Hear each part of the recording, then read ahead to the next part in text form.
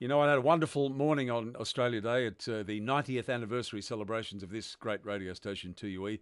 One of the highlights was sitting next to the legend Gary O'Callaghan, signing autographs and chatting to our listeners. It was a really terrific morning. And then my mood was sort of, well, not ruined, but went a bit grey as the day. It was a pretty miserable day in Sydney that day. I walked around past Queen Square to the Law Courts building on King Street, and there on the back balcony, there was about a dozen homeless people. Now, I'm told during the week they're shooed away from there because we can't let respectable people see Sydney's disgrace, can we? And that's what it is. You know, I love the great city of Sydney, but we really have to do something about this. There are too many homeless people.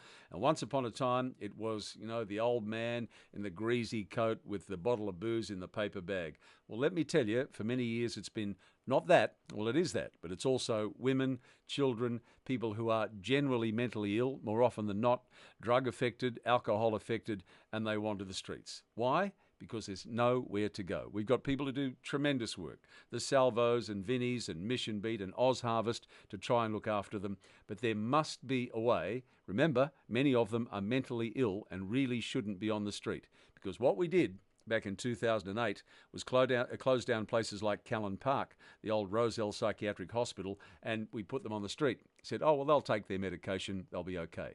Well, often they don't take their medication. In fact, one of the first things they do is stop taking it, and of course, they're left wandering the streets, mentally ill, drug affected, alcohol affected, and it shouldn't happen. Our beautiful city of Sydney needs to do more about that, much more.